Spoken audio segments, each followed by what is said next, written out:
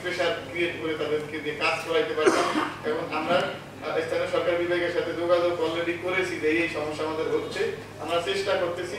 আমরা আমাদের পৌরসভার একদম সাধ্যমতো যা চেষ্টা করা যায় পূজার আগে যাতে এই রাস্তাটা চলাচলের উপযোগী করা যায়, কিন্তু একদম এইরকম সুন্দর করে কার্পেটিং হয়তো ওই সময় হবে না, কারণ এটা অনেক ব্যয়ের কাজ, যেটা আমরা অলরেডি টেন্ডার দিয়ে দিয়েছি। এখন এই কাজটা আসলে আমরা যদি এদেরকে দিয়ে কাজ করানো না যায়, তাহলে আমরা সরকারি বিধি মোতাবেক অন্য কাউকে দিয়ে এই কাজটা করাইতে চেষ্টা করব।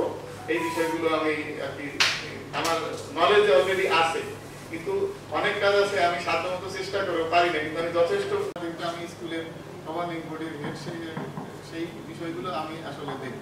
আর যে কোনো ধরনের অনুষ্ঠান এই জেলার যে কোনো ল্যান্ডে বা ভূমিতে হইলে, মেলা হোক, সাংস্কৃতিক অনুষ্ঠান যা হোক, সেটা কিন্তু ডিস্ট্রিক্ট ম্যাজিস্ট্রেট অনুমতি দিতে পারবে, অন্য কোনো সরকারি সংস্থা ওইটার অনুমতি দিতে পারবে না।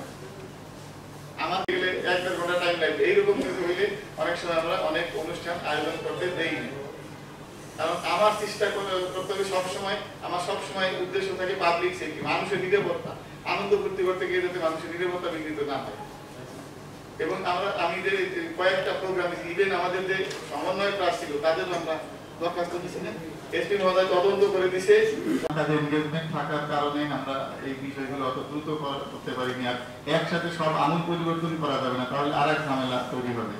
আমরা দেখে শুনে কারো যাতে কোনো ক্ষতি না হয় বা যে সমস্যা করে তার যাতে ক্ষতি হয়, অন্য কেউ যাতে ভালো থাকে। এখন দেখা গেল আমি একজনকে বদলি করতে গিয়ে ভালো একজন লোক ভালো কাজ করে, চিন্তা ভাবনা না করে, এক্সারসাইজ না করে, তাকে তার যেখানে কমফোর্ট ছিল সেখান থেকে সরাই দিলাম। এই জিনিস যাতে না হয় আমরা ওই বিষয়ে আমাদের মাথায় আছে, আমাদের কাজও চলমান আছে। আর আমি সবসময়